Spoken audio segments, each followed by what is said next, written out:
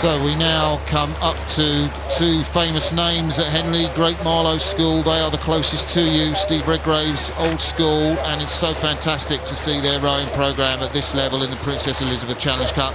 On the far side, a famous Henley name, Gonzaga College High School. And the Washington-based school seem to have it all their way in the early stages of this race. Yeah, they're a crew and a club with great pedigree, winning the Stotesbury Cup, which is the oldest high school cup in the world. And they've been winning that since 2012.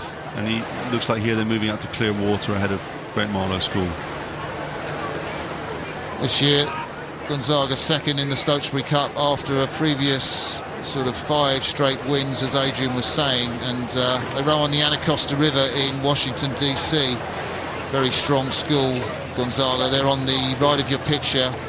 Great Marlow School, the British school, approximately about 120 boys and girls row in the school, and in recent years they've won medals at a lot of national events, including the school's head, the scullery for junior scullers, the interregionals and so on and so forth. And this year's 8 rode through Sir William Borles, their local competitors, to win at the Marlow Town Regatta, which was a great win for Great Marlow School. Probably it might be the highlight of their season, but for this race, competing in the Princess Elizabeth Challenge Cup at Henley. Yeah, and here you can see Gonzaga here, a very well-drilled crew, and maybe shifting a little bit over to the middle of the course, but not really impeding the other crew. But a good boat, and they've been very successful this year.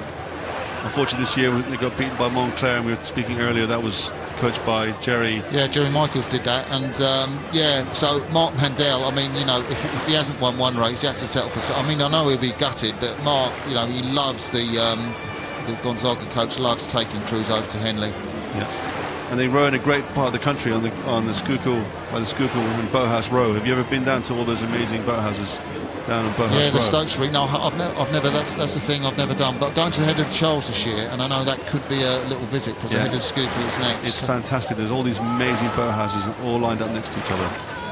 So this is the Gonzaga crew. Name check if you're watching in the States. Jackie Anonga in the bow seats, and then John Roberts in 2 with that distinctive cap on. Brendan McCabe going down the boat with the shades on his head.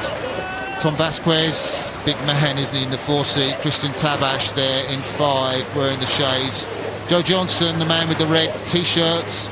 Winston Leslie in 7. And then the stroke man, Richard Hardy, coxed by Stephen Ponticello. Really too much power, I think, for the Marlow, and he's got to turn his head a long way back, Stephen Ponticello, hasn't he? Yeah, that's a good result for them. Reasonably comfortable now. Probably a minute and a half for them to go through the race. So we're probably coming to something like about 400 metres left to go. You can see that shot from our mid-course camera. There's a milepost there coming through now. Gives you a great shot, doesn't it, of Henley Church and the sort of general enclosure, and then the covered enclosure stewards. Gives you, you know, the idea of the geography with the Chilterns in the back. I mean, what a beautiful part of the landscape of Britain. It is. There's a fabulous setting, and but here still the 2 crews will be racing as hard as they can. That Great Marlow School crew will still be wanting to trying to get back on terms, but the Gonzaga crew is just a better crew, I'm afraid. Rowing in the Hudson Shell, which so many schools seem to choose now. The Canadian company really doing great things in boat construction. Yeah, in fact, both crews rowing in the Hudson, looks like.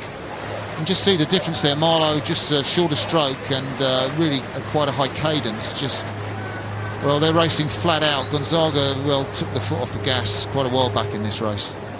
Yeah, and it's just a different class crew. And Great Marlow, they're still trying to stick in there and trying to make a race of it, but Gonzaga really making it quite easy. You can just see how much more the boat travels between each stroke and how less effort they need to produce the same sort of boat speed. There is a thought that, you know, I remember talking to John West, the British coach, saying, you know, you rate lower when you put the blade in, you slow the boat down less time, because every time you put the blade in, you slow the boat down. But then, of course, we saw Robbie Manson, the Kiwi sculler, rate 38 strokes a minute, you know. Unbelievable. Yeah, and so how you put the blade in is crucial if you do want to rate high. And it's that whole thing about when you put the blade in, trying to stop the boat as little as possible. You can never not stop it, but you try to minimise that as much as possible by being clever. So they're coming up in front of us now. You can see our commentary position there momentarily. Gonzaga High School from Washington, D.C. They take this heat of the Princess Elizabeth Challenge Cup from their rivals for this race, Great Marlow School. We say thank you to Adrian Casti for his expertise and company as Great Marlow School crossed the line. Thank you very much, Martin. And despite your great commentary, Adrian, you'll forgive me for being really excited as we hear the cheers from Gonzaga there to be joined by double Olympic champion Helen Glover, and I think it's probably her first go as a pundit on the mic. It is.